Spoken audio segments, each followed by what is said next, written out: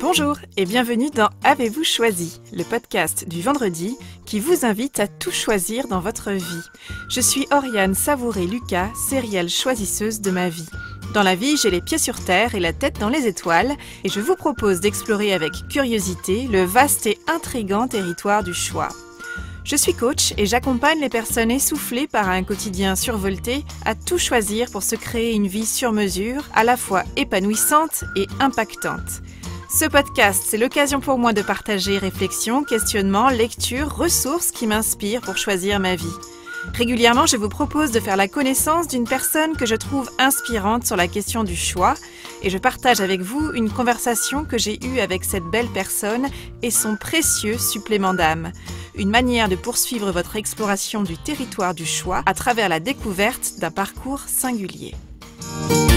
Aujourd'hui, je vous propose une conversation avec Marina Chiche, violoniste de musique classique à la carrière internationale. Marina se produit aux quatre coins du monde en soliste, au sein de collectifs de musique de chambre et est régulièrement invitée dans des festivals internationaux de musique. Nominée aux Victoires de la musique classique en 2004 et 2005, Marina a déjà gravé sur les pistes et sillons de plusieurs disques les notes de son violon. J'ai rencontré Marina lors de la première édition de l'événement d'entrepreneuriat au féminin Think Bigger, organisé par Bouge ta boîte à Paris en janvier dernier, et dont Marina a assuré l'ouverture musicale. Sur scène, Marina a partagé quelques notes puis quelques morceaux choisis de son parcours qui m'ont touchée.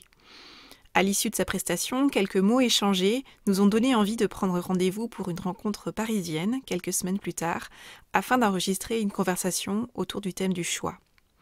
Notre conversation a eu lieu début mars, quelques semaines avant le début du confinement. Nous étions alors dans les prémices de l'agitation autour du coronavirus, avec les premières annulations de divers rassemblements. Premier signe d'une situation qui évoluait déjà à grands pas, la veille de notre rencontre, le concert de lancement de son nouvel album Post-Scriptum avec Aurélien Pontier avait été annulé pour cause de coronavirus. Le concert avait alors été organisé en direct sur les réseaux sociaux. C'étaient là les premiers signes d'un avenir qui allait changer de forme pour chacun et chacune d'entre nous. Curieuse et multitalentueuse, Marina s'intéresse à des thèmes et des modes de transmission variés et transversaux. En plus de jouer du violon, Marina s'exprime par la plume, la radio, partage les coulisses de sa vie de musicienne ou encore propose des cours de vulgarisation sur la musique classique. Et tout cela vient nourrir et renforcer sa singularité de musicienne et d'artiste. Ma rencontre avec Marina, je la classe dans la catégorie des rencontres évidentes. Vous savez, ces personnes qu'on ne rencontre pas, mais plutôt qu'on reconnaît. C'est ce que nous avons ressenti l'une et l'autre au cours de notre conversation enregistrée et qui s'est prolongée au-delà de l'enregistrement. Avec Marina, nous partageons d'avoir grandi avec et à travers la musique, avec joie le plus souvent, et parfois avec l'impression de vivre la formation musicale comme on porte un corset. Nous avons l'une et l'autre débuté la musique très tôt et avons en commun un parcours exigeant au conservatoire et une traversée parfois douloureuse de ce territoire où l'on se construit en tant que musicien ou musicienne dans un univers d'excellence et de compétition et où il faut parfois se dépatouiller tant bien que mal avec des injonctions contradictoires qui peuvent paralyser ou fortement irriter et provoquer des envies de tout envoyer balader. Vous savez, ces injonctions paradoxales, qui concernent d'ailleurs de nombreux domaines et environnements sociaux, qui sont parfois affichées, mais la plupart du temps suggérées et qui restent à déchiffrer entre les lignes. Sois comme les autres, mais en mieux, mais sans trop chercher à tirer ton épingle du jeu, tout en ayant de l'ambition et une signature singulière, tout en restant dans le rang. De quoi rendre la navigation dans les eaux de l'apprentissage parfois complexe, dans des années où on cherche par ailleurs à trouver sa propre note et à comprendre qui on est. Nous partageons également cette envie de mettre plus d'organique que de mécanique dans la musique et dans la vie. Marina a transformé sa passion et sa vocation pour la musique en profession, et elle aime plus que tout transmettre la musique. Véritable bâtisseuse de ponts musicaux, Marina cherche à tracer sa route musicale vers une expression toujours plus juste et satisfaisante pour elle-même, qu'elle souhaite délester de plus en plus des normes, des cases et des attentes standardisées. Au cours de notre conversation, Marina et moi avons parlé, entre autres, de l'arrivée et de l'installation du violon dans sa vie, de passion, d'amour profond de la musique, d'ambition artistique qui se frotte et se pique parfois à un réel plus chaotique, contraignant et en dents de scie. De signature, d'identité sonore, de perception du monde, de singularité et de multiplicité des sources d'inspiration. De l'audace d'exprimer ses envies et de l'audace de saisir les occasions qui se présentent, de tempête sous un cerveau et de composition singulière. D'invisibilité, de support d'identification, de panthéon, de partage et de transmission. Des coulisses de la vie de musicienne ou de musicien et de l'approche holistique de la pratique musicale. De résonance et de réverbération, de crise, d'opportunité et de transformation, de tribunes, de conversations, de rencontres et de communautés, du choix de déminer un terrain pétri de normativité, de choix qui résonnent au profit de choix raisonnables, de la place du choix dans la musique et de critères de choix, d'arbitrage, de calibrage et de créativité. Ou encore de radio, de bains musicaux, de Gisèle Neveu et de destins tragiques, de terreau, de terrain, de cartes blanches, de post-scriptum ou encore de football. Je vous souhaite une bonne écoute. Marina Chiche, bonjour. Bonjour. Merci beaucoup de m'accueillir chez toi, Ouais. à Paris, Ouais. pour échanger sur le choix. Donc merci beaucoup d'avoir accepté mon invitation dans Avez-vous choisi ? Avec plaisir. Il y a une première question qui me vient, c'est pourquoi le violon ? Qu'est-ce qui a fait que tu as choisi parmi tous les instruments de l'orchestre le violon? Est-ce que c'est associé à une émotion musicale particulière, à un moment particulier ? Alors je pense que ça c'est un exemple déjà très particulier de choix majeur, c'est dans la mesure où les conséquences en fait du choix sont énormes sur une vie, et en fait de choix qu'on ne prend pas vraiment soi-même. J'ai commencé le violon, j'avais un peu moins de 3 ans, donc en fait c'est vraiment un choix, disons plutôt une proposition qui s'est faite par ma mère qui adorait le violon. Donc il y a une légende familiale autour d'un violon qui aurait été transmis par un grand-père, un arrière-grand-père. Et c'est vrai que du coup j'ai débuté le violon très très tôt. Alors longtemps je ne me suis pas posé la question du choix.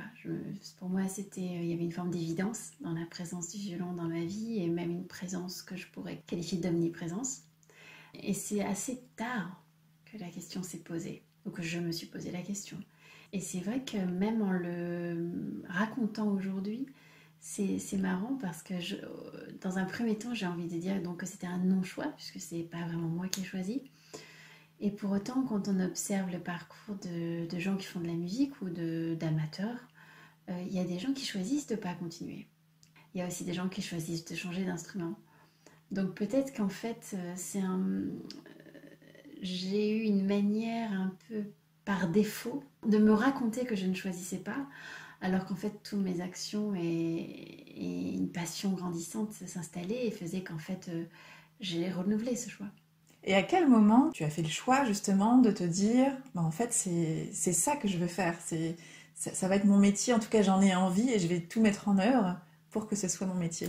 En fait je reprends un peu la même idée, c'est-à-dire que la question de la professionnalisation pour moi est venue très très tard. En fait j'ai compris que c'était un métier une fois que j'étais déjà lancée dans la carrière, une fois que j'avais déjà une activité professionnelle et que j'étais reconnue comme une professionnelle. Parce qu'évidemment, le violon, enfin être violoniste, être musicien, c'est compliqué en fait de parler de métier. Parce que moi j'aime bien en allemand, l'étymologie elle est intéressante parce qu'on dit ein Beruf, donc c'est le métier. Et le mot qui est assez proche, qui est Berufung, qui veut dire vocation. Et c'est vrai que c'est très marrant. Je pense qu'il y a un troisième mot qui est dans l'équation aussi en général. Mais là, il ne me revient pas à l'instant. Mais je trouve que c'est très drôle de se dire que Beruf et Berufung sont si proches. Or en français, métier et vocation, ça pourrait même parfois être pas antinomique, mais presque. C'est-à-dire, voilà. En tout cas, dans l'esprit des gens, parfois, c'est effectivement antinomique. Voilà. Et c'est vrai que moi, j'ai vraiment vécu la musique comme une vocation qui s'était imposée, en fait, pas une vocation à laquelle que je suis allée chercher. Même des fois, j'avais l'impression de la subir, un peu, cette vocation. Au nom de cette vocation, on me forçait à travailler, ou on me disait tu dois honorer une forme de talent, etc. Donc c'est vrai que j'ai pas forcément toujours vécu ça sous l'angle du choix, d'une forme de le dire à la première personne, etc. Mais dans la réalité de ma pratique et de ma formation, je mettais tout en œuvre et ça m'habitait et ça m'habite. Donc sans doute que j'ai compris que c'était une profession. Dans les dernières années, en fait, j'ai été professeure en Allemagne dans une Hochschule, donc c'est un conservatoire supérieur. Et là, avec l'activité d'enseignement dans une institution, il y avait ce côté être employée, j'étais même fonctionnaire allemande, ce qui est assez improbable comme statut. Il y avait cet aspect de contrainte, d'emploi du temps, de rythme universitaire, etc.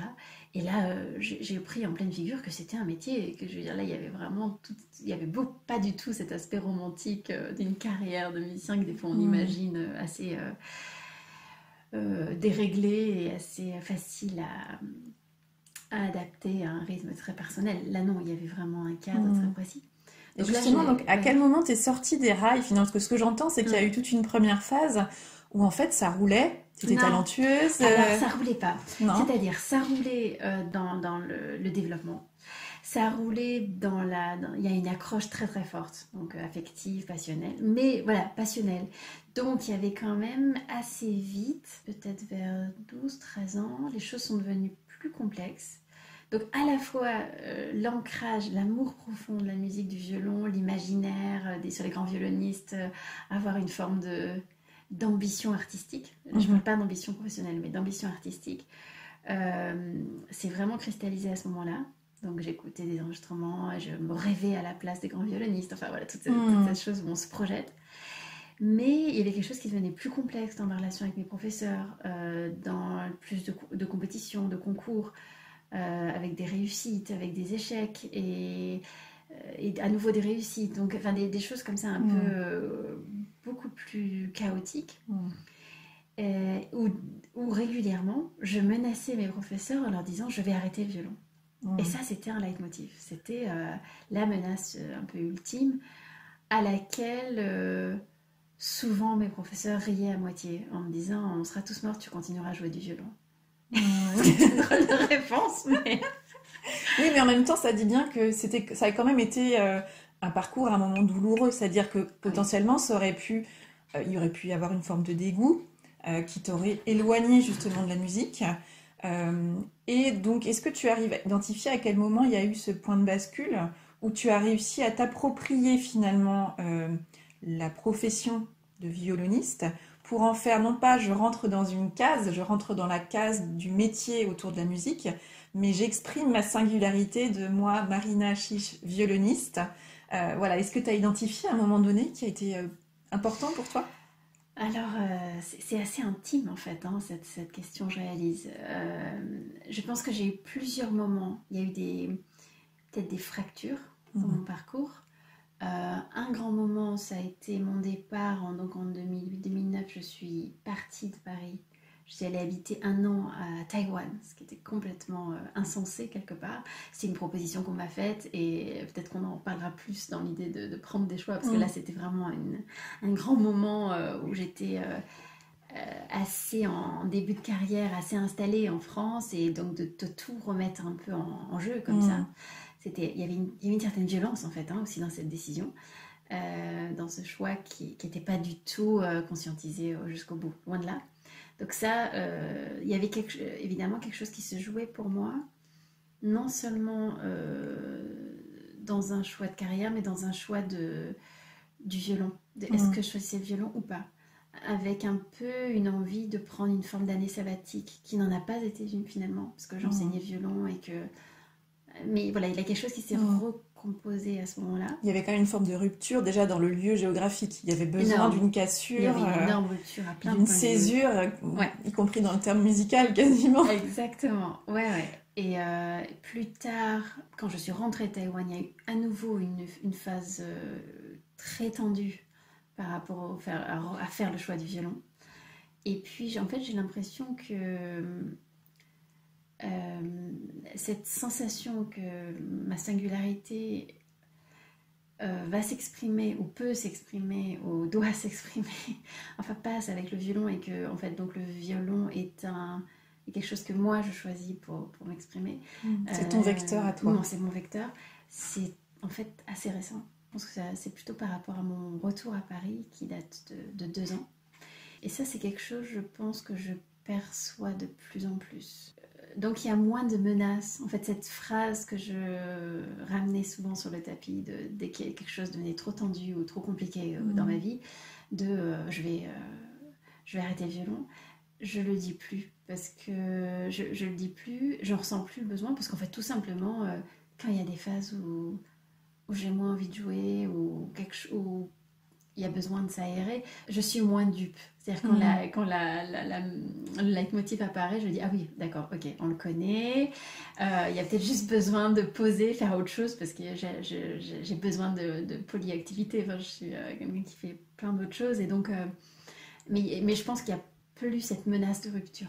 Et alors, comment est-ce que tu définirais justement ta signature en tant que musicienne, en tant que violoniste, que tu as réussi peut-être à exprimer davantage depuis ces 2 dernières années, et comment tu as osé prendre ta place finalement en tant que violoniste dans un métier qui... il y a un côté un peu happy few, enfin voilà, des violonistes solistes.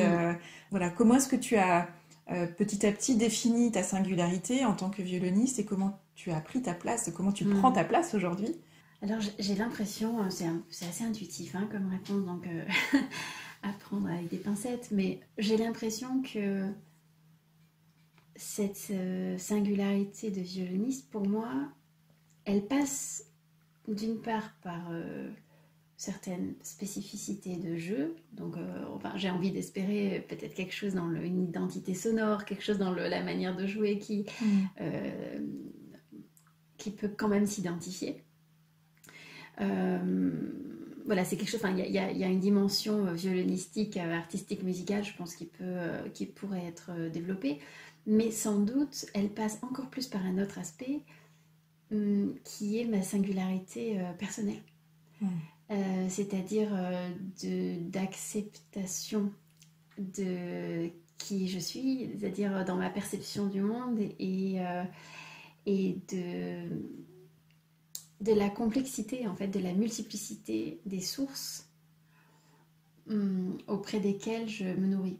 Et donc, c'est-à-dire au plus j'accepte d'être peut-être polyvalente, d'assouvir des intérêts divers et variés, de m'exprimer en prenant la plume, en faisant des émissions de radio, en donnant des cours de vulgarisation sur la musique classique, enfin, toutes ces choses-là, j'ai l'impression renforce ma singularité de musicienne. C'est très étonnant. C'est-à-dire que j'aurais pensé que ma singularité de violoniste et d'artiste sur scène viendrait d'un rétrécissement, en fait, d'une espèce de super spécialisation que j'ai beaucoup pratiquée. Je veux dire, c'est le genre de discipline qu'on n'approche pas de manière dilettante, clairement. Mais avec maintenant quand même du recul et des années qui ont passé, vraiment, ce qui commence à me faire pressentir l'expression d'une singularité, c'est vraiment d'accueillir, en fait, la largeur c'est ça. de mon panorama. Oui, c'est ça. D'avoir finalement étendu tes racines, d'avoir élargi le spectre des vecteurs par lesquels et à travers lesquels tu exprimes ta musicalité, et au-delà de ça, ta personnalité. Tu as évoqué l'importance de la transmission. Tu donnes des cours, tu as donné des cours de violon, mais tu parles de la musique aussi. Et l'été dernier, tu as notamment animé une émission sur France Musique, sous la forme de 8 rendez-vous, 8 chapitres. Où tu as parlé notamment de Ginette Neveu. Exactement, une femme violoniste qui a une vie assez incroyable. Moi, j'ai découvert, grâce à toi, en fait, cette femme, cette violoniste, au destin juste incroyable, Ouais, à la fin tragique. Ouais. Elle est décédée dans un crash d'avion. Il y avait Marcel Cerdan, d'ailleurs, c'est le fameux avion qui n'est jamais arrivé à destination, dans lequel se trouvait l'amoureux d'Edith Piaf. Et pourquoi avoir choisi cette femme en particulier? Ah, alors ça c'était une très très belle aventure.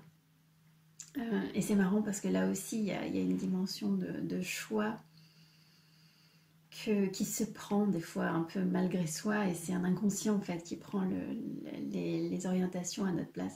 Donc déjà il y a la radio que j'adore en fait depuis gamine. Moi je suis une fille de la radio, je dis toujours ça, par opposition avec une fille de la télé.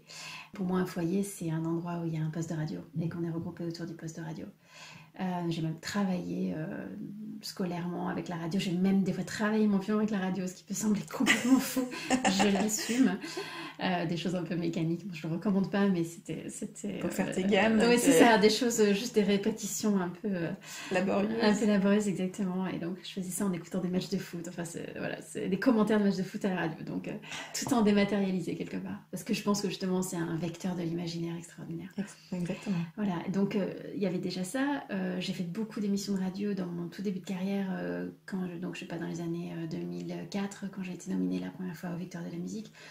Donc j'étais invitée régulièrement sur France Musique en particulier d'ailleurs. Toutes les années après, pendant 5-6 ans, j'étais presque chaque mois, j'étais à la radio invitée. Donc j'avais une pratique passive d'invité, mais j'avais quand même un grand plaisir en tout cas avec la radio. Et donc là, rentrer en France, après plusieurs années en Allemagne, donc le plaisir de retrouver la langue française quand même.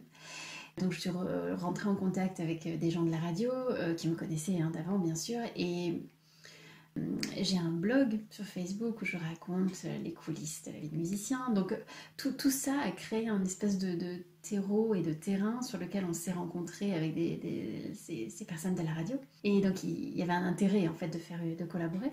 Et j'ai osé exprimer le désir de faire de la radio sans avoir forcément une idée toute faite. J'avais plein d'idées ou aucune en fait, quelque chose comme ça.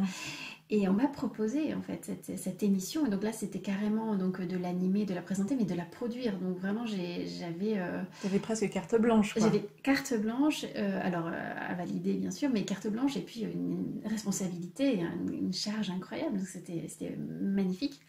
Et donc au moment du choix du sujet, donc ça s'est fait pour dans les confidences de manière assez invraisemblable, parce qu'en fait c'était un rendez-vous où on devait valider une petite chronique hebdomadaire de 5 minutes, et ça s'est transformé en et si on te donnait une émission d'1 heure, tu ferais quoi? Parce que quand même avec un petit peu autre chose, quoi.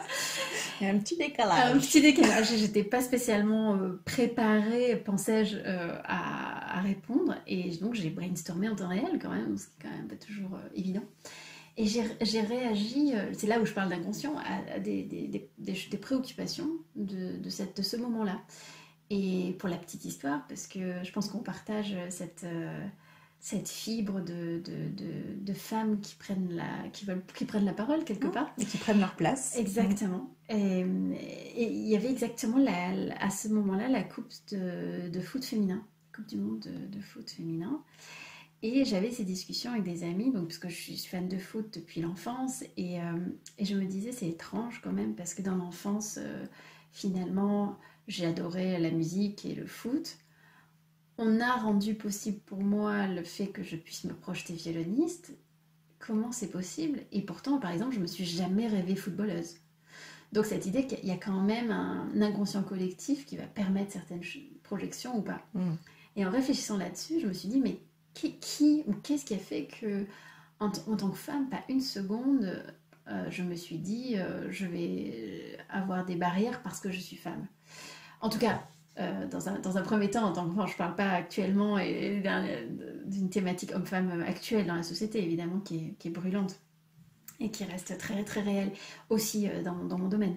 Mais en tout cas, la possibilité en tant que petite gamine marseillaise ne venant pas d'un milieu musical de s'imaginer violoniste.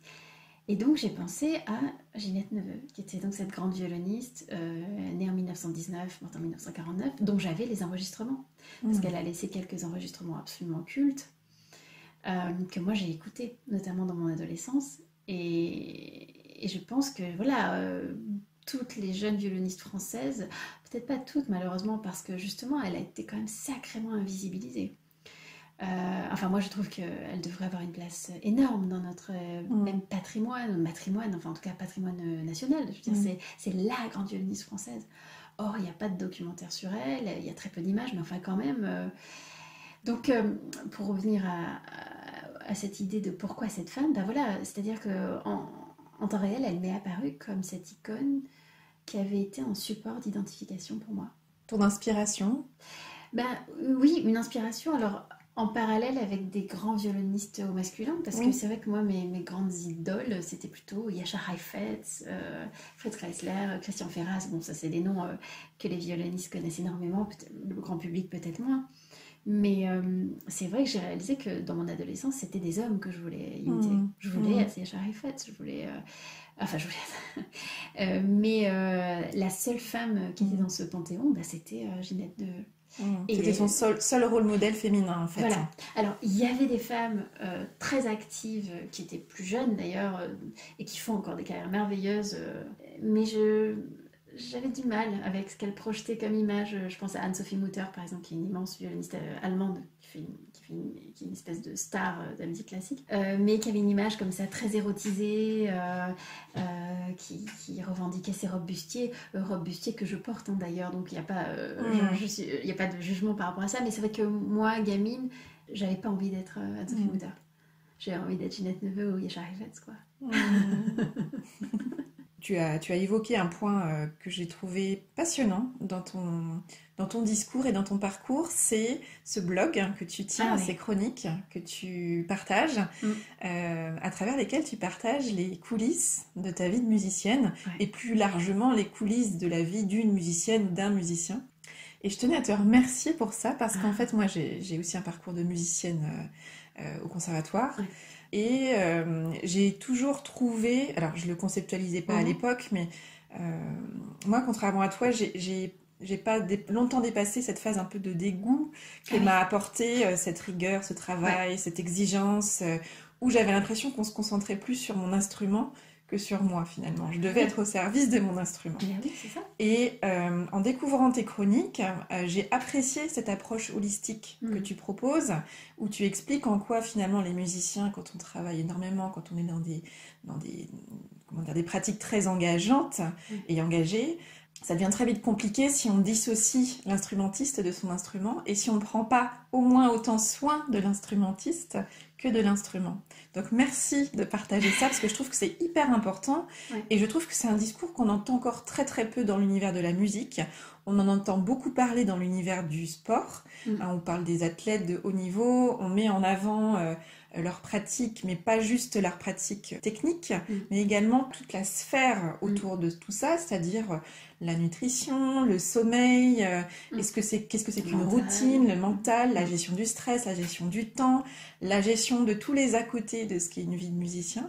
Donc merci et bravo pour ces partages-là, parce que je pense que c'est vraiment salutaire que ça existe, que ce soit accessible et disponible pour des musiciens déjà lancés, mais aussi pour des jeunes personnes, ou plus âgées d'ailleurs, qui ont envie de se lancer dans la musique et qui parfois peuvent être un petit peu déconnectés de qui ils ou elles sont finalement. Donc j'étais très intéressée à connaître ce qui était à l'origine de ce choix pour toi de partager cet aspect-là, ces coulisses, cet arrière du rideau, peu partagé généralement.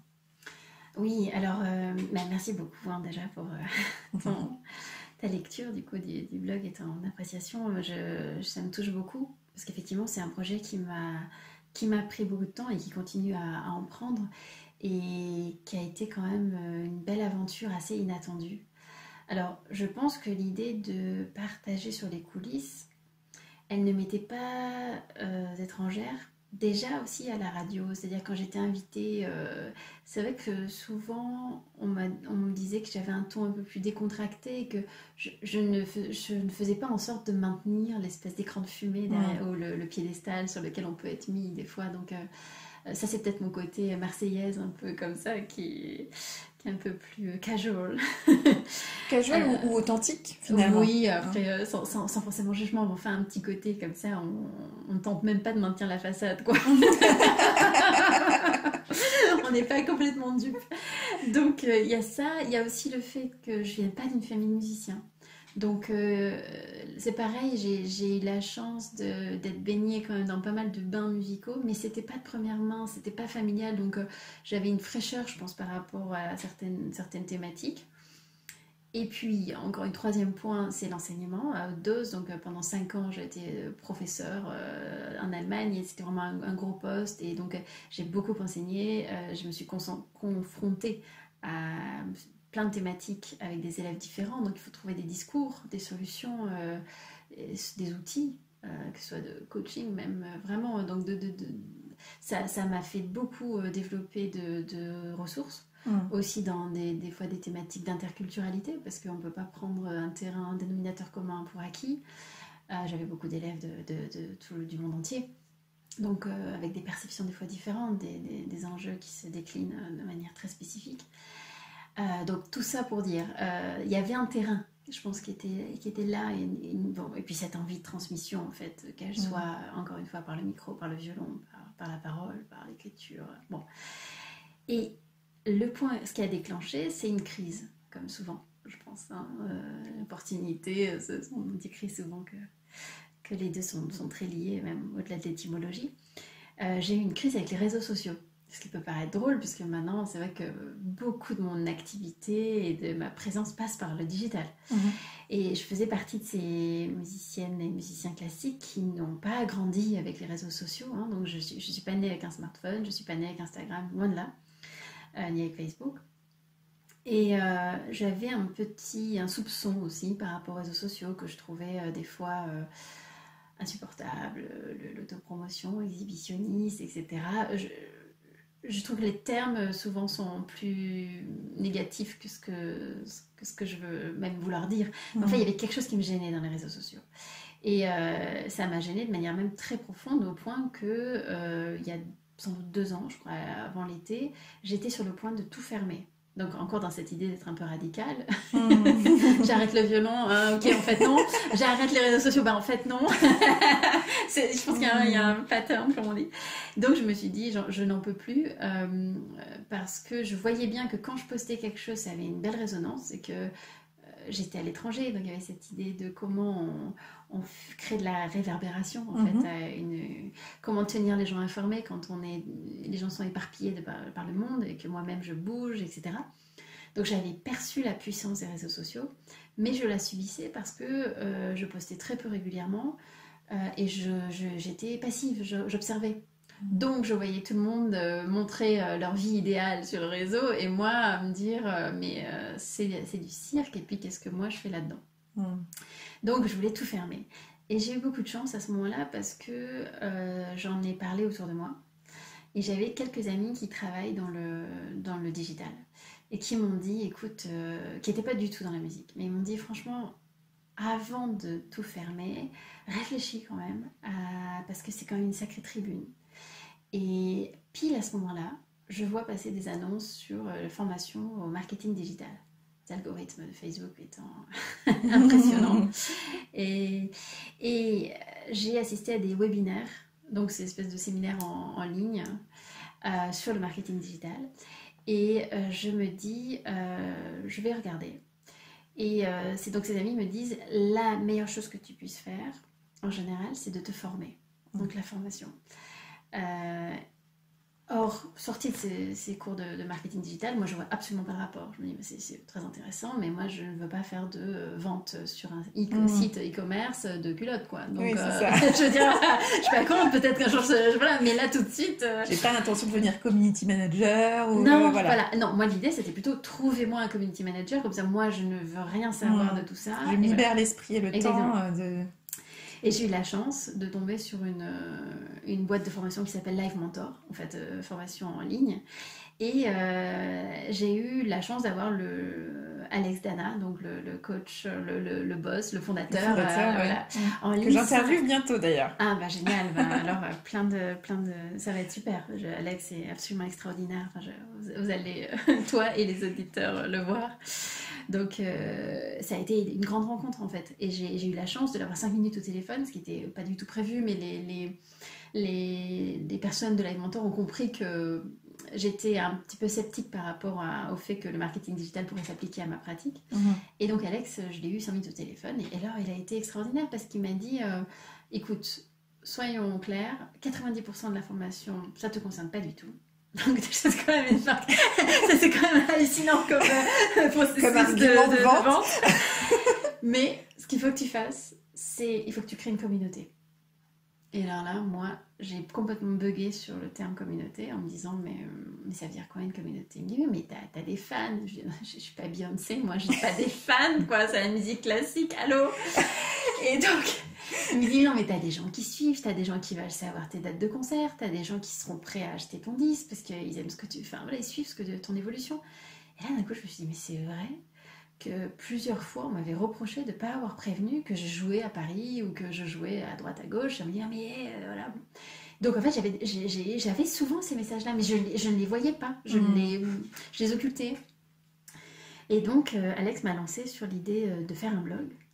Et il m'a dit tu prends ta plume et tu racontes ta vie. J'étais là mais n'importe quoi. Mais qui va s'intéresser à ça? Et puis ça a commencé par un premier article où j'ai raconté un peu la saison qui s'annonçait. Déjà ça a eu énormément de résonance. Alors que c'était quand même assez perso, c'était pas dans un contenu extrêmement exportable, j'ai envie de dire. Et puis on a commencé à discuter de quels étaient les sujets. Et Alex m'a suggéré, il m'a dit, mais par exemple, tu vois, un truc que tout le monde se dit, le track et tout. Et ça a été énorme. En fait, l'article sur la gestion du track, elle a eu énormément de commentaires, énormément de partages. Et d'un coup, ça a tout fait exploser. Et d'un coup, ça m'a montré la puissance, en fait, de ce que ça pouvait générer, de créer une conversation, en fait, sur des réseaux sociaux. Et donc, le blog est devenu une tribune, un lieu de rencontre avec des gens qui s'intéressaient, qui ont des questions et auxquelles moi, je suis ravie de répondre. Et ça a culminé justement hier avec j'avais le concert de lancement de mon nouveau disque qui a été annulé en physique parce que le coronavirus oblige. Du coup, on a transformé ça en Facebook Live. Mais évidemment, le Facebook Live n'avait du sens que parce que déjà, il y avait une communauté fidélisée sur ma page pro. Et donc ça, c'est complètement dingue de réaliser que un choix pris de manière un peu douloureuse, parce que je veux dire, l'idée du blog, c'était pas je me suis fait un jour, je me dis ça serait chouette de faire un blog en le faisant, c'était plutôt bon, je vais essayer. Ouais, exactement, je vais essayer parce que la menace c'était de tout fermer, quoi. Donc c'est assez épatant cette affaire-là. Mais ce que je trouve intéressant dans les différents moments un peu de transformation que tu évoques, que ce soit le fait de choisir de finalement rester accroché à ton violon, de par exemple ici lancer ce blog, c'est que j'ai la sensation que la recette, ça a été pour toi de revenir à toi et de partir de toi. Et plutôt que d'essayer d'absolument rentrer dans une case, dans quelque chose où finalement on essayait, ou même toi, tu essayais de t'appliquer à un cadre, que ce soit celui des réseaux sociaux, de comprendre comment ça fonctionnait, alors qu'en fait, en partant de toi, c'est devenu beaucoup plus fluide. Et j'ai la sensation que tu as retrouvé de la fluidité et donc une forme de caisse de résonance en partant de toi et en allant vers l'extérieur, plutôt qu'en essayant absolument d'appliquer quelque chose qui était existant, mais voilà, où peut-être tu avais la sensation d'aller te frotter un peu trop sur les côtés et que ça ne te convenait pas. Est-ce que c'est quelque chose qui résonne pour toi? C'est une super analyse, je te remercie, c'est hyper intéressant comme lecture, comme quoi on se connaît jamais assez bien.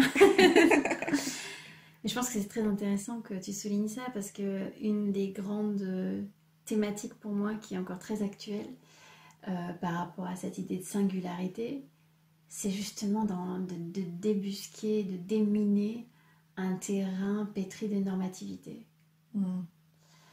Et ça a été une grande découverte pour moi parce que en fait j'ai un terrain de départ aussi de mon éducation qui est très ambivalent par rapport à ça. Et donc à la fois j'étais une très bonne élève, donc voilà, il y a quelque chose comme ça de vouloir satisfaire des normes, de pouvoir le faire, c'est ce qui est aussi à double tranchant, parce que du coup on est enfermé quoi, dans sa persona de bonne élève, dans sa persona de violoniste qui réussit, mais de quelle manière? Est-ce que ça me ressemble? Est-ce que ça me ressemble pas?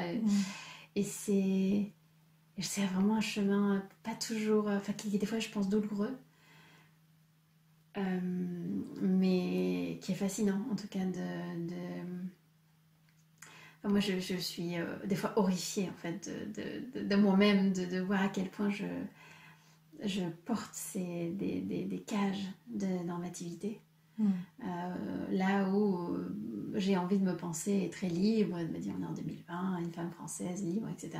Puis en fait, quand on y regarde de plus près, il y a une puissance de la normativité. Je trouve ça, c'est vraiment. Je sais pas comment Oui, toi tu la rencontres. de la normativité, et puis je pense qu'il y a aussi le syndrome de la bonne élève qui effectivement satisfait Ouais. et coche les cases Ouais. facilement, c'est-à-dire facilement, en tout cas Ouais. il peut y avoir du travail, mais Une prédisposition à cocher les cases. Ouais. voilà, et il y a une forme, moi ça résonne pour moi parce que je m'y retrouve beaucoup, il y a une forme aussi où finalement longtemps il y a une forme de satisfaction à voir que ça fait...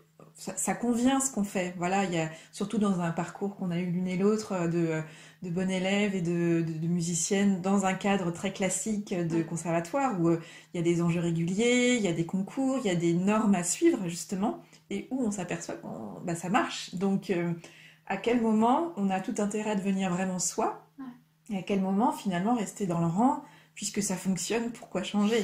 Oui, et alors quand je dis qu'il y avait une ambivalence, c'est qu'en même temps, jamais j'ai complètement pu rester dans le rang. Ce qui m'a aussi amené vers le fait de ce désir, ce besoin d'être en soliste et d'avoir ma voix. Et donc il y avait toujours cette ambivalence entre une grande capacité à s'adapter, à satisfaire, à convenir, et à la fois un truc indomptable. Une forme de violence, une quelque énorme chose violence qui bouillait à l'intérieur. Ouais. Et les profs me disant, mais rentre dans le moule, ce qui est vraiment une phrase d'une violence absolue. Et c'est très étonnant parce que là aussi, pour parler des coulisses de la vie d'un musicien, souvent l'image de loin, un peu l'image d'Épinal, on se dit que évidemment c'est de l'art, de la musique, donc il faut une personnalité, il faut être... Et en fait, dans l'enseignement artistique, c'est hallucinant à quel point l'accent est mis justement sur une normativité. Alors, ce qui s'explique par l'exigence de l'instrument. Il y a une exigence de l'instrument qui est normée, il faut jouer juste, il faut jouer au bon tempo, il faut respecter la partition. Enfin, il y a quand même beaucoup de... Mais il y a une manière dans des conservatoires, selon certains professeurs, et donc j'ai eu beaucoup de chance parce que j'ai rencontré une femme notamment extraordinaire. Ça a été d'ailleurs ma première prof femme au passage, il n'y a pas de généralisation par rapport à ça, mais je l'ai quand même remarqué.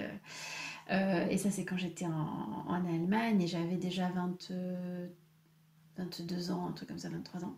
Et c'est la première qui soulignait dans sa classe, c'était vraiment une classe très, très exceptionnelle. Enfin, j'avais beaucoup de talent dans cette classe. Manifestement, beaucoup de gens ont fait des parcours assez dingues. C'était la première à souligner la spécificité de chacun. Or, jusqu'à présent, j'avais vraiment l'idée qu'il y avait un modèle absolu, une idée d'école, une idée de...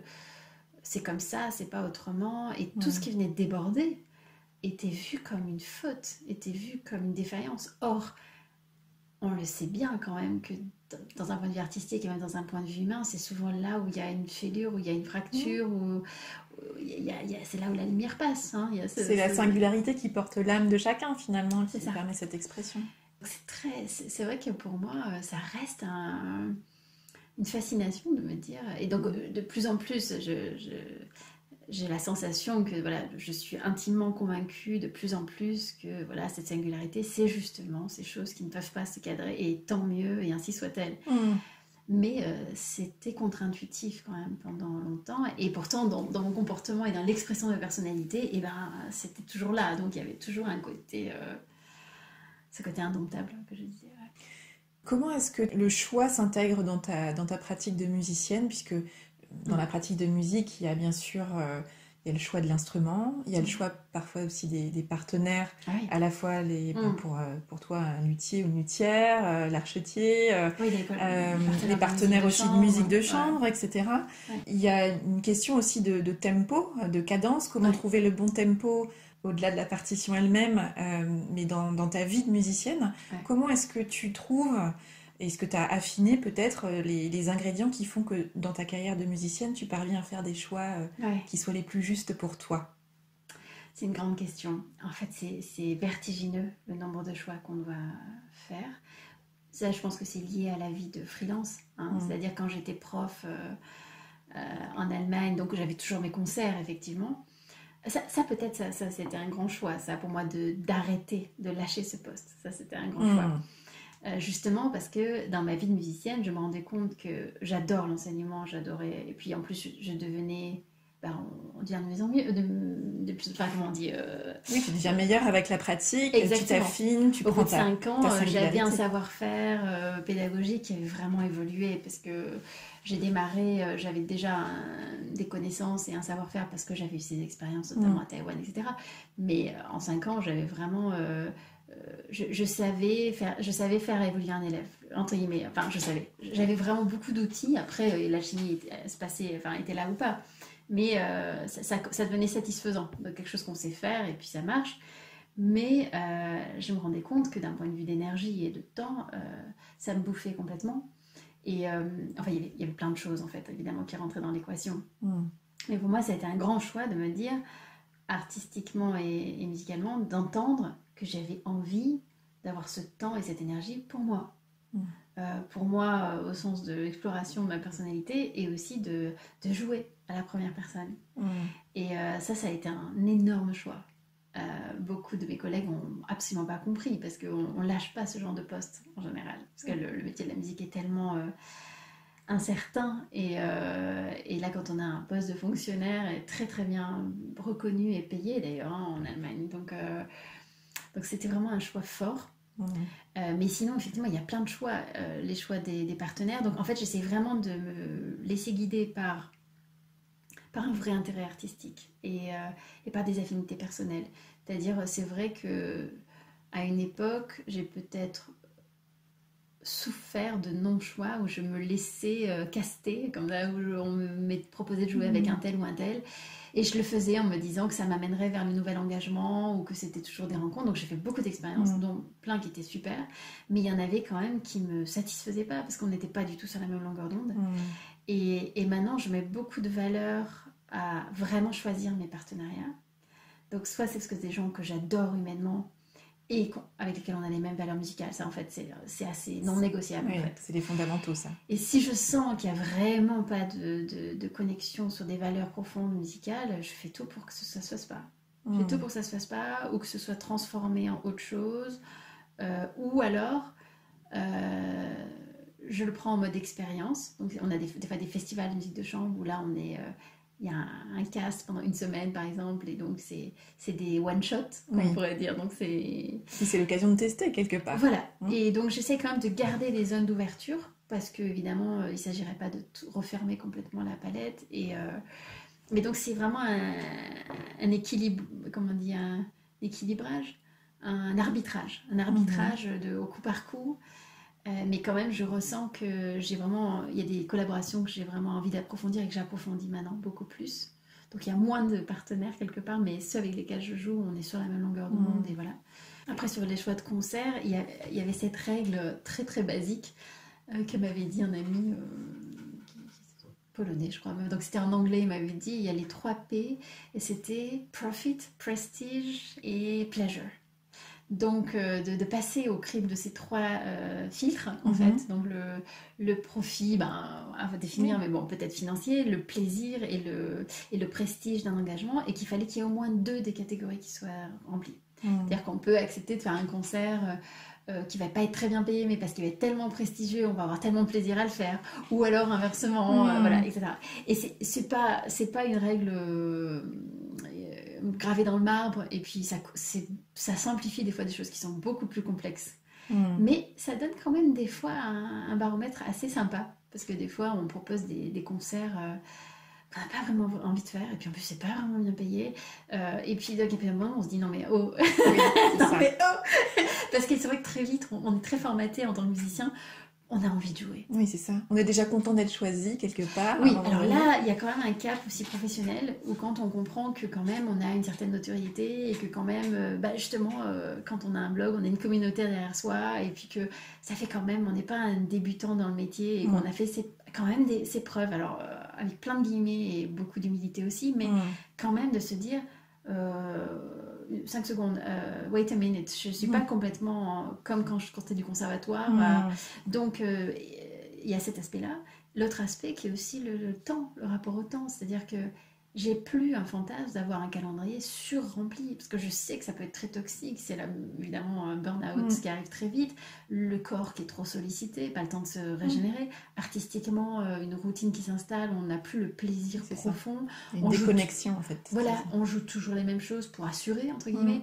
Donc, à trop jouer, c'est très dangereux. Souvent, on ne comptabilise pas le prix, ce qu'on perd à accepter tout. Oui, tout à fait. Et la nécessité d'osciller, c'est-à-dire pour pouvoir être au meilleur et proposer des prestations en plus uniques sur scène, une représentation où tu mets beaucoup en jeu, tu as besoin de te reposer tout autant. En fait, il y a besoin de faire des vagues, il y a besoin de temps de respiration, surtout quand on est instrumentiste. Voilà, c'est de pas toujours être en apnée, finalement. Bah, c'est ça, et c'est vrai que moi je mets une grosse intensité maintenant sur chaque projet. Donc, alors des fois je me souhaiterais que plus souvent il y ait des principes de tournée. C'est-à-dire par exemple fin janvier on a fait un très très gros et beau récital avec Abdelrahman El Bacha qui est un pianiste fantastique d'origine libanaise. Et c'est vrai qu'on a investi tellement de travail dedans en amont, on a joué par cœur et le concert, c'était la Tête de la Crie, était vraiment très fort comme moment. Et c'est vrai qu'on se dit, on pourrait quand même faire 3-4 dates d'un coup. C'est vrai que ça, ce serait pas... Pour optimiser aussi l'investissement. Et puis développer aussi, parce qu'on se libère de fois en fois, il y a des hauts et des bas, mais il se passe quelque chose aussi dans la durée, quand on est dans la répétition. Mais c'est un calibrage très compliqué, parce que 3-4 fois, super, mais si on passait à 10-15 fois en un mois le même programme, ça peut être trop. Donc c'est très subtil, quoi. C'est vraiment, c'est dur à planifier. Mais en tout cas pour répondre à nouveau, donc de manière précise, c'est vrai que j'ai l'impression qu'il y a une intensification en fait de chaque projet pour moi. Donc dans le choix des partenaires, dans le choix du répertoire, dans l'idée que chaque programme est vraiment investi pleinement. Et j'entends qu'il y a effectivement toute cette phase où on est content d'être choisi parce que tu as été dans un début de carrière et c'est fréquent dans les démarrages, dans de nombreuses activités, dans de nombreux secteurs.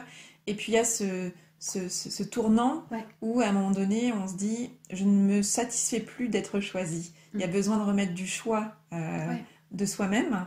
Et donc à un moment donné j'entends aussi que les critères qui ont pour toi de plus en plus résonné, c'est non plus ce qui est raisonnable, comme conserver ce poste en Allemagne où tout le monde t'explique par A plus B que mais bien évidemment c'est beaucoup plus raisonnable de conserver ça, mais quelle idée as-tu? Et que tu vas vraiment vers ce qui résonne pour toi, en plus en tant qu'instrumentiste. Il y a besoin de quelque chose où tu sens que ça vibre et que c'est juste en fait. T'as pas forcément de visibilité sur le chemin et toute la succession de points qui vont faire que tu vas arriver là où tu veux arriver, mais qu'il y a quelque chose qui viscéralement sonne juste. Ouais, excellent. Ouais, c'est ça. Tu as évoqué ton actualité avec donc la sortie de ton album Post-Scriptum. C'est ça, où tu joues avec Aurélien. Oui, Aurélien Pontier. Qui lui t'accompagne, joue avec toi au piano. Pourquoi ce choix de titre? Et puis qu'est-ce que vous avez souhaité mettre dans cet album?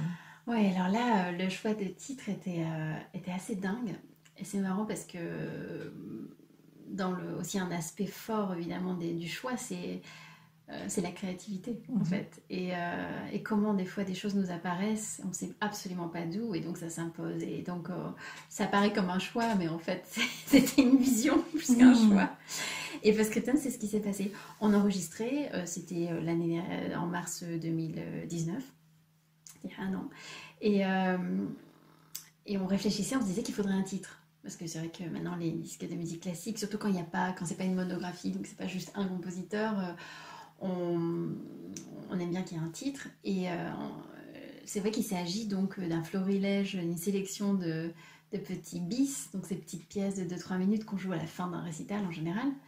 Et il y a pas mal de disques comme ça, en tout cas dans les 20 dernières années, surtout même avant. Les violonistes faisaient en album de début ce genre de recueil de petites pièces. Et donc souvent ça s'appelait mes bis favoris, encores, voilà, ce genre de titres un peu passe-partout. Et donc on réfléchissait, on se disait que c'était un petit peu attendu et qu'il faudrait trouver quelque chose. Et en brainstormant à voix haute, en état de fatigue avancée, donc sans espérer trouver quoi que ce soit, je ne sais pas d'où m'est apparu Post-Scriptum. dans l'idée d'abord que ces pièces souvent sont des transcriptions arrangées. Donc il y a le côté, elles sont écrites d'après. Donc en fait, une manière littérale d'entendre post-scriptum, c'est écrit après. Écrit après et écrit d'après, un peu les deux. Et puis, de manière assez drôle, on s'est aussi dit, mais oui, mais post-scriptum, parce qu'aussi dans une longue lettre, le PS à la fin, c'est la ligne, la petite ligne brève rajoutée. C'est exactement ça, un bis. On fait toute une longue lettre dans un récital, c'est construit, il y a une construction, puis paf, on rajoute cette petite ligne qui des fois va faire complètement basculer la perception générale de la lettre ou du concert. Et l'identité finalement, et la singularité. Et c'est un moment d'expression forte en général, c'est-à-dire que c'est très émotionnel, soit très drôle, soit une déclaration d'amour. Ça peut être très, très important en fait ce qui se passe dans le PS. Pareil dans un concert. On peut être complètement conquis juste sur le bis par exemple, ou renvoyé chez soi avec une mélodie qui va rester en tête. Donc voilà, le titre est apparu et puis bon, on a essayé de trouver d'autres choses, mais on y revenait en fait. Donc ça c'était ce choix. Et le choix des pièces aussi, c'est vraiment des pièces qui m'ont accompagnée moi depuis l'enfance. Et donc il a fallu les choisir, parce qu'évidemment il y a beaucoup de petites pièces comme ça, mais les pièces qu'on a vraiment laissées dans l'album, c'est les pièces auxquelles on ne pouvait pas renoncer, quoi. C'est vraiment les pièces qu'on adore par-dessus tout. Les Madeleines de Proust, absolument. Fondamentales, quoi. C'est ça. Ouais.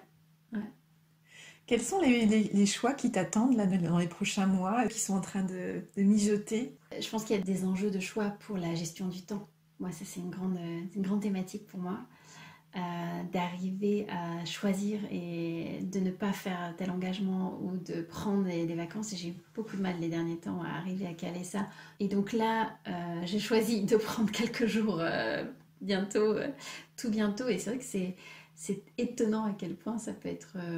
douloureux ce genre de choix, enfin ça veut dire que il faut se surmonter alors qu'en fait tous les signaux sont ouverts, qu'il faut absolument prendre une pause. Il y a des choix professionnels, c'est vrai que là je fais beaucoup de choses toute seule, donc je me manage toute seule et c'est vrai qu'en fait le monde de la musique classique est vraiment en mutation, notamment avec le digital, donc beaucoup de choses peuvent se faire directement en fait de l'artiste avec les programmateurs, de l'artiste avec les maisons de disques, etc. Et c'est vrai que je me rends compte que de plus en plus, il y a des choses à faire comme ça, donc toute seule. Mais en même temps, mon temps est limité. Donc sans doute qu'il y a des choix à faire aussi par rapport à la gestion en fait, de toutes ces activités. De toutes ces activités périphériques en fait, mais qui peuvent devenir prégnantes en termes de temps comptable. Autant de temps dont tu ne disposes plus pour te concentrer, te focaliser sur ta pratique, sur ce que tu aimes et ce qui t'apporte du plaisir. C'est ça. Donc ça pour moi, c'est vrai que ça reste un enjeu important en fait, de bien choisir peut-être les proportions en fait des activités, de pas laisser s'installer un non-choix qui fait que j'accepterai un peu tout comme ça vient. Mais bon, je pense qu'il y a des phases pour tout. Il y a aussi des phases où on accueille parce qu'il y a plein d'opportunités et qu'elles sont excitantes. Et donc, on n'a pas le temps de se dire « Ah, mais j'avais dit que je faisais que 20% de journalisme pour 80% de... » Voilà, je veux dire, j'ai une espèce d'opportunisme pragmatique qui me semble... voilà. De choix, tu avais parlé d'instruments. Donc, peut-être, il y avait une question que je laisse un peu en suspens et que j'avais évoquée lors du Think Bigger. Parce que donc j'ai la chance de jouer un bel instrument italien, mais que j'ai depuis très longtemps maintenant, depuis 20 ans. Et c'est vrai que se pose un peu la question de pourquoi pas remettre cette chose en jeu et essayer d'aller chercher un violon encore plus beau, soit peut-être qui sonne différemment, qui m'offre une autre palette sonore, peut-être plus profonde, plus sombre, par exemple, parce que moi j'ai un violon qui est dans la brillance, comme ça, très soprano. Donc d'aller chercher un terrain un peu moins connu. Et puis aussi cette idée de peut-être se faire prêter un beau violon, un Stradivarius, ou un beau violon prestigieux aussi, pour avoir fait l'expérience en fait aussi. Donc à la fois une remise, rebattre un peu les cartes artistiquement, et puis aussi s'autoriser en fait aussi une ambition. Alors justement, dans les prochaines années, comment est-ce que tu imagines oser prendre encore plus toute ta place? Waouh. Ça Que là, tu t'en as un petit peu parlé avec ce choix d'oser faire résonner un violon de manière aussi, là, ça parle de singularité, parce que chercher de nouvelles sonorités, proposer un grain singulier. Comment est-ce que tu imagines pouvoir déployer encore davantage tes ailes de musicienne ? Je pense qu'il y a quelque chose qui vraiment se joue de plus en plus pour moi autour de la transmission sur la musique classique. Donc, c'est vraiment une déclinaison à 360 degrés, en fait, des activités. Donc, je pense continuer avec la plume. Je fais des articles pour Transfuge, qui est un magazine culturel. Ce que je trouve très intéressant, j'interviewe des compositeurs, etc. Donc, continuer sans doute un type d'activité qui passe par la plume, le blog. Il y a même quelque chose qui me titille du côté du livre, de vraiment l'écriture d'un livre qui serait fiction, mais peut-être autofiction, enfin quelque chose qui soit quand même très proche de mon univers de violoniste. Et voilà, il y a quelque chose qui se passe de ce côté-là. De la transmission orale par ce que je fais. En fait, je fais des ateliers à Sciences Po où je parle d'histoire de la musique et je donne des éléments en fait, de perception. J'adore donner des clés d'écoute. Donc cet aspect-là, moi, j'aimerais beaucoup continuer à l'incarner. Il y a un pôle média, je pense, par la radio, continuer cette collaboration avec des radios. Enfin, là, avec France Musique, il y a des projets. J'adore cette radio et je serais très heureuse que ça se poursuive. Donc aussi dans cette idée de transmettre, de raconter des histoires, d'ouvrir les portes des cuisines, toutes ces choses-là, créer des liens, amener des gens à la musique, mais de manière très choisie, donner à déguster des bonnes choses à plein de gens. Voilà. Donc il y a ces aspects-là, il y a des activités que j'ai envie de refaire. J'avais été jouer dans des hôpitaux et à Fresnes en juin dernier, en prison. J'ai adoré faire ça, donc trouver le temps de faire ce genre d'action, parce que en fait, très égoïstement, c'est incroyablement nourrissant. Je voudrais faire des nouveaux disques, parce que j'ai adoré l'expérience de l'enregistrement. À nouveau, ça faisait un moment que je n'étais plus aller en studio, et je trouve que c'est une manière géniale de grandir artistiquement. Et puis c'est beau quand même de pouvoir avoir un objet, de graver quelque chose et de diffuser sa musique, de dire aux gens, voilà, je te donne ma musique, quoi, quelque part. C'est encore une autre manière de transmettre. Tout ça, c'est de la transmission. C'est de la transmission. Donc j'ai l'impression que tu aimes énormément créer des ponts musicaux, en fait. Ouais, c'est ça de ponts musicaux, c'est pas mal. C'est pas mal. Et puis j'adore la transversalité, donc je me souhaite aussi de continuer à avoir plein de rencontres qui m'amènent dans d'autres sphères, parce que dès que par exemple ces événements d'entrepreneurs où on me demande de jouer, et donc à la fois il y a le côté la musique au-delà des mots, mais aussi être musicienne entrepreneur, j'avoue que j'aime beaucoup, en fait, ça me sort complètement de mon écosystème, et j'en ai vraiment besoin. Écoute, c'est tout ce que je te souhaite pour la suite de tes aventures, que je serais vraiment ravie d'observer. Merci à toi, Ariane. Un grand merci à Marina pour sa confiance, ses généreux partages et son accueil chaleureux. Je souhaite à Marina de faire résonner encore longtemps sa musicalité et sa singularité, de continuer à transmettre la musique et à faire vibrer les nombreuses lignes de sa portée musicale comme autant de cordes à son arc et de crins à son archet. Alors, que vous a inspiré cette conversation ? Je vous invite à identifier l'idée, la phrase ou le mot peut-être que vous choisissez d'en retenir. Avec quoi de nouveau repartez-vous de cette conversation ? Quel est le petit pas que vous pouvez planifier dans les prochains jours pour mettre en œuvre dans votre quotidien ce qui vous a inspiré ? Si vous voulez en savoir plus sur Marina et son travail, direction son site marina-chiche.com ou encore sa page Facebook. Voilà, c'est tout pour aujourd'hui. Vous retrouverez cet épisode sur le site orianesavoureluca.com. Si vous aimez ce que je vous propose et que vous voulez faire partie de cette aventure audio, abonnez-vous à la newsletter de Avez-vous choisi afin d'être alerté dès la publication d'un nouvel épisode. Si vous souhaitez soutenir ce projet de façon bienveillante et efficace, je vous invite à faire connaître Avez-vous choisi à celles et ceux qui vous sont chers et que l'idée de tout choisir dans leur vie pourrait réjouir. Vous pouvez partager votre enthousiasme par écrit en déposant un avis sur le site, sur la page Facebook ou la chaîne YouTube d'Avez-vous choisi, ou encore une constellation de 5 étoiles sur votre application de podcast préférée. Je vous souhaite une bonne semaine et je vous donne rendez-vous vendredi prochain pour un nouvel épisode. Et d'ici là, et si vous choisissiez